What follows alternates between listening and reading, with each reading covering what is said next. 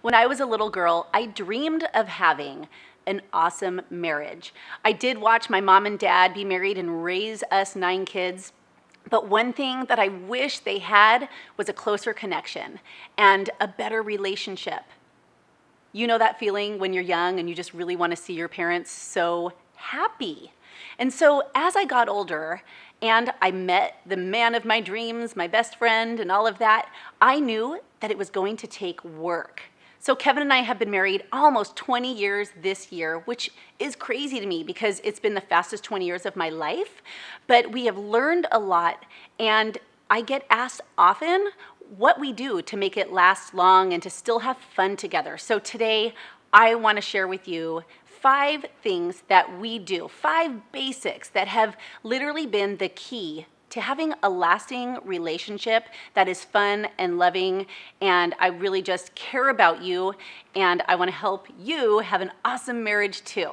So the first thing that we decided to do before we got married, we actually did counseling, and that was huge. So you might not be married yet, but you just need to listen to this video because I hope it helps you. We did pre-marriage counseling, and that was just the coolest thing because it got us talking about things from our past, expectations, and what we wanted out of our marriage, and so that when we were married, all of that wasn't coming up. You know, we actually discussed it beforehand. So having counseling before you get married, I think, is a must. It's something that will save you so much anger or arguments and all of that, and it'll just bring you closer together. The second thing that we do is we make ourselves the priority over our kids. So we always say our priorities are God first, each other second, and then our kids. And of course, the reason for having God as our priority is, well, that's just easy to know. But the second is having us as our priority for each other is that if we are not good together, if we don't have a strong bond and love for each other, how are we going to give that to our kids? And what I have found is if you make your kids like your everything, then you lose that attention for your spouse. And so I hope that you will, if you haven't done this yet in your life, that you will try this, and it will just really be a good example for your kids. Our kids always know that Kevin and I have to really pay attention to each other, give each other lots of love, and just have that close bond so that we can be there for them 100%.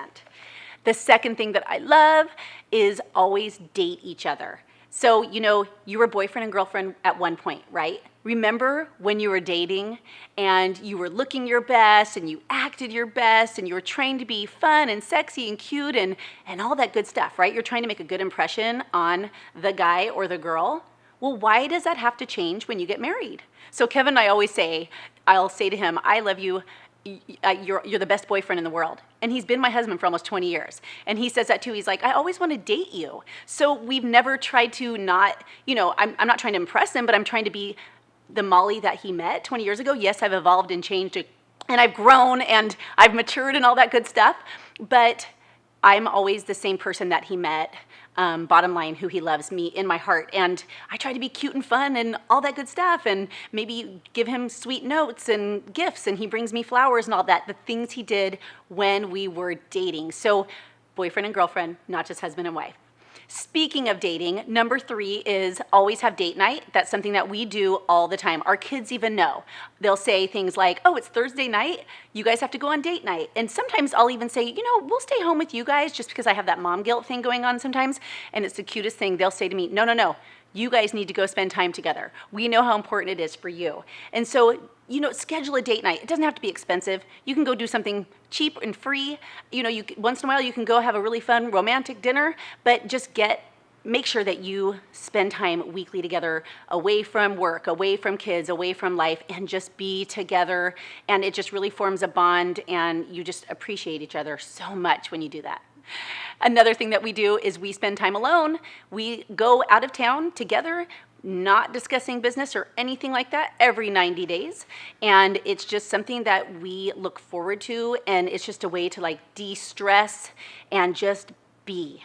You know, nothing crazy going on. We might just go away for one night. It might be the whole weekend, but it's just a really cool thing to do. And if you have young kids, this is when you need to ask favors from grandma, grandpa, friends, hire a babysitter, invest in your marriage, and make sure that you take time away. You will be less stressed, you will be less bonkers, you will just come back refreshed, renewed, and a better parent because of it. You'll be a better spouse because you took time for one another.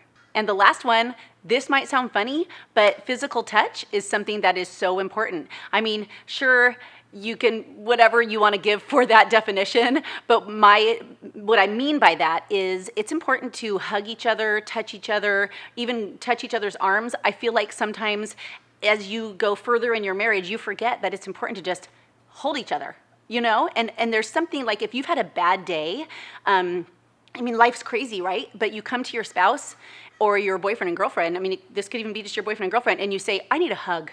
I mean, there's nothing like a hug. There's nothing like someone just rubbing your back and touching you and telling you that you are important to them and giving those compliments. There was a time when Kevin and I were newly married, and I got so obsessed with my kids that I forgot that he needed to be complimented and he needed to be touched and he needed to be loved. But, you know, if you forget that, then it's easy to keep getting further away from it and it's hard to come back. So if you could just remember every day as you see your spouse, forget about all the crazy stuff going on, the bills, the problems, whatever, the kids, the screaming baby, who cares? And take a moment to say, I love you, I appreciate you, and give a hug or whatever it is that you want to do affectionately, but just really be there for each other.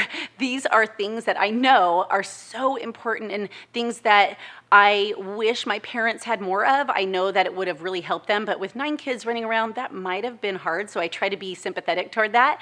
But if you could, you know, take this advice and implement it into your own life, I know that you can have a long-lasting marriage like Kevin and I have been super blessed with. And so I feel like in my heart, I need to share this.